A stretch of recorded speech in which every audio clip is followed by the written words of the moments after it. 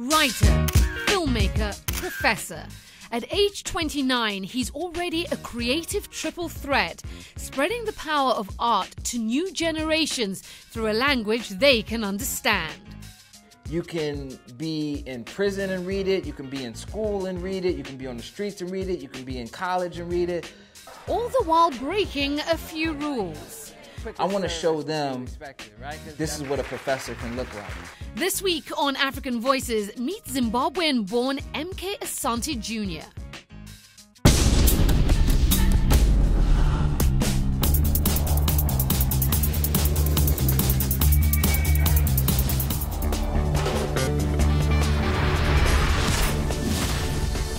It is great to finally meet you, and I'm so pleased you're speaking to African Voices.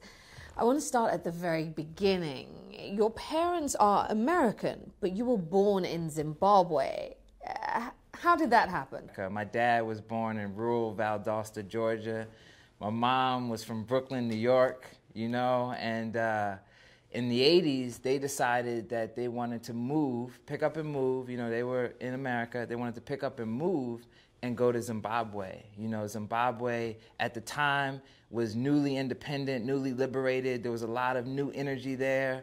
And they decided to go, and my dad worked training journalists in Zimbabwe, and my mom was there running the National Dance Company of Zimbabwe. I was conceived the night of this huge Bob Marley concert. I was born about 9 months after that. And in Umbuya Nahanda Hospital, which I just recently went back to when I visited Zimbabwe, and we lived there for about 3 or 4 years. So they brought you back to the States when you were a toddler. So do you have any memories of Zimbabwe? I do have memories of Zimbabwe. I have memories, there was I have memories of where we lived. We used to go to this park called Greenwood Park. I remember Fabi, the woman who took care of me, she would always take me to this park. She would sing to me in Shona. I would eat sudza, What's sudza? Sudza it's almost like fufu or something. It's like the traditional pound. Yeah. It's almost like grits. Yeah. But it's a bit thicker and it's... Hopefully better than grits. Yeah, it's nice. It's nice. From Zimbabwe to Buffalo, New York in the United States, Asante and his family eventually settled in Philadelphia, Pennsylvania. So I was intrigued by the fact that, despite the fact that the majority of your life has been spent here in the United States, you consider yourself to be an African. Explain that to me. Well, I was born in Africa is one thing. Yeah. And then also... But you don't consider yourself African-American? Well, no, I do consider myself African-American. Okay. To me, obviously, even if I wasn't born in Africa, I would still consider myself an African-American, and I would still consider myself part of the African world and African. Because for me, that first part of African-American relates to, your ethnic origin, where you come from. And what does that mean to you? The African, that first part of that, African-American. It's a powerful thing. To me, it represents a tremendous history. And that's the other thing. I never want to, neglect that history, Some people prefer the term black or something like that. But I always think it's great to kind of acknowledge and celebrate your history. And I think there's a lot of amazing history that comes out of Africa, a lot of things to be proud of. So for me, African-American, kind of completes my identity. So I've always just felt really proud. What was school like for you? School was different depending on the different years that you're talking about.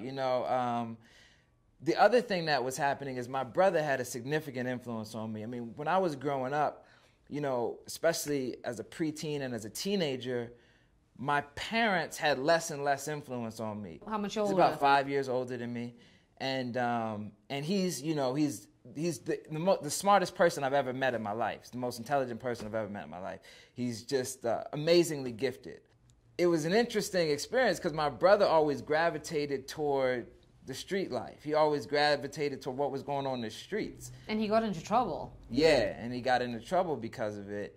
And, I was there the first time he got into trouble. And so that was kind of the beginning of the end in a lot of ways, because it just, it's it's such a hard thing to deal with on so many levels for the little brother. And then when my brother went to jail, you know, he kept getting in trouble. You know, my brother was in solitary confinement while I was in school. You know, I remember, and that was a very difficult time, you know, for me, because I had relied on him so much for so many things.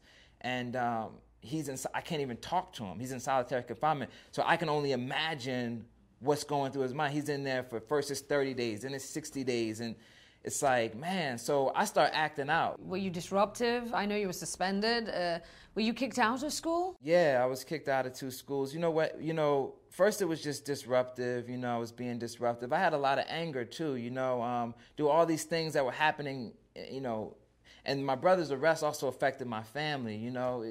Those kind of things really hurt families as well, you know, because it affects everybody. So I'm dealing with my family and dealing with my brother and, you know, trying to make everything right. And so I have anger, and some of that's coming out in school. Your teachers were saying that you weren't going to amount to anything. I started out at this private school, and I also started writing graffiti. And my brother, this is something my brother had introduced me to a while before. And it was a way for me to express myself, to get out some of that anger. I ended up getting kicked out of that school. And I was around 12 then, and I ended up going, you know, to public school after that. But the public school was radically different. When I went there, my attitude kind of just worsened, you know, because the environment wasn't really a learning environment. Yeah. We had metal detectors. Teachers would just tell you, you know, you're nothing. How close did you come to completely going off the rails? I guess it depends on what you mean by off the rails. Or did you go off the rails?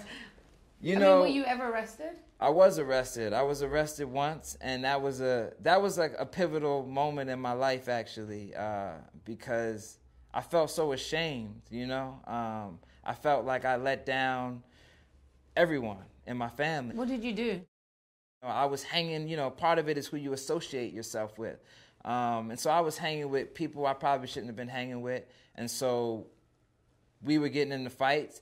But yeah, I think that was a real low moment for me. You know, in narratology, when we look at film structure, you know, the first act is the inciting incident, and then you have the irrevocable moment in the first act. And then you go into act 2, which is like a series of, you know, conflicts that the character may or may not overcome. And then act 2 kind of ends at the lowest moment. That was your lowest? Yeah. And then act 3 is the resolution. Up next on African Voices, Asante discovers his destiny.